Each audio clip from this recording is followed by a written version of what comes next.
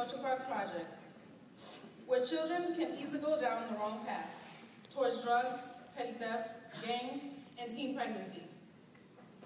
I saw girls 14 or 15, and they were pregnant.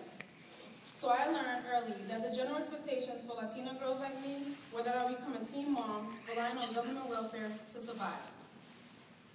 My mother had to be both mom and dad to my brother and me, putting food on the table by cleaning offices. So she relied heavily on after-school programs. When my middle school sent out an informational package on scholastic opportunities, she was intrigued by citizen schools and all the curriculum and homework help they provided. To be honest, my first impression of citizen schools was not really a good one. They had me do oral presentations and help me with my homework, but I did not believe this education would have any impact on who I was or what I could achieve. I did sign up for mock trial apprenticeships. I still remember being very nervous in a courtroom, reciting my lines so I could help my team win the case. I wanted to be a lawyer for about a week. In the 8th grade, citizen schools changed into something new called 8th Grade Academy. That is where I first met my mentor, John Warner. John, can you raise your hand?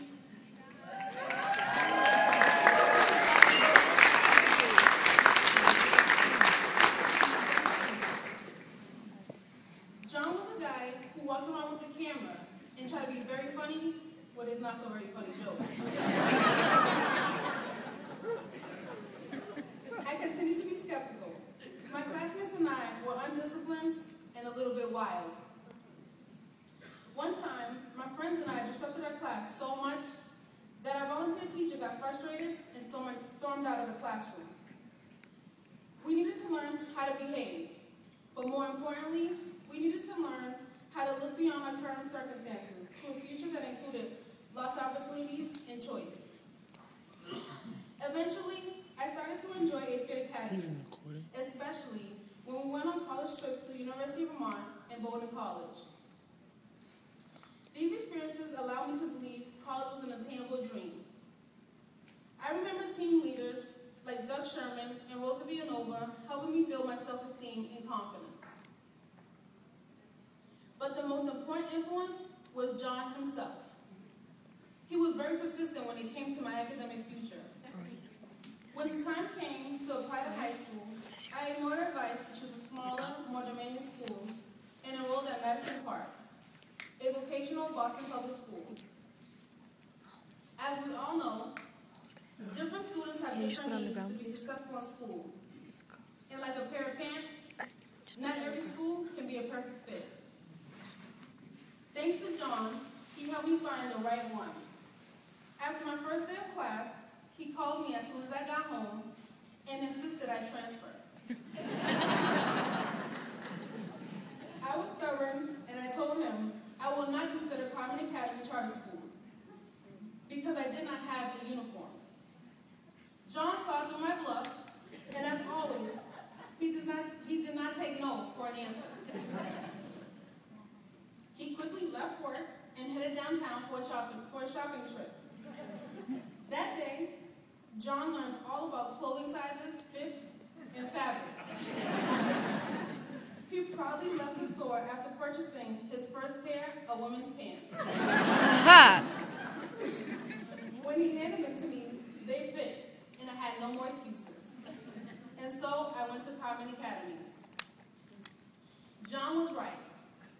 The small classes and hands-on learning experiences helped me to think about my future in ways I have never considered. I graduated from Carmen Academy in 2006 and went on to the College of the Holy Cross with a good financial aid package. 4 years later... Yeah! Stop, Moses. I'm going to have to cut that part out. 4 years later, I graduated with a BA in sociology. I am proud to say I am the first in my family to earn a college degree. Moses, I swear. I currently intern in the guidance office at a Boston Public High School. 4 years later, I graduated with a BA in sociology. I am proud to say I am the first in my family to earn a college degree. Moses, I swear. I swear. I currently intern in the guidance office at a Boston Public High School.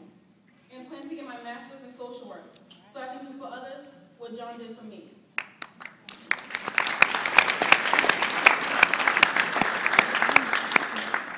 As an intern, I have learned a lot about the importance of vision in an educational success. For example, one of my students is failing his classes, but last week he passed the state biology test with a high score. He's not fulfilling his potential because he can't yet think beyond his current circumstances. Citizen Schools uncovers that exact vision by giving students experiences like mock trial and college trips. And with John, and with people like John who believe in kids even when they don't believe in themselves. While I was away at school, the Orchard Park community created a pilot school for students K through 8. Since then, I have been saddened that this beautiful building had been labeled as one of the most underperforming schools in Boston. This year, Citizen Schools has begun to combat these challenges by partnering with every student at the Orchard Gardens. It is amazing for me to think that in my very own backyard, Citizen Schools staff are helping to motivate students who have struggled in the past. Today, Citizen Schools campus directors, teaching fellows, and citizen teachers are making a difference in schools across the nation. The program has grown and changed since my time, but the focus on using vision to make college attainment a reality for kids has only become a more central part of the model. Thank you for being here tonight and for supporting the potential of so many people like myself. Thank you, Citizen Schools, and thank you, John Warner.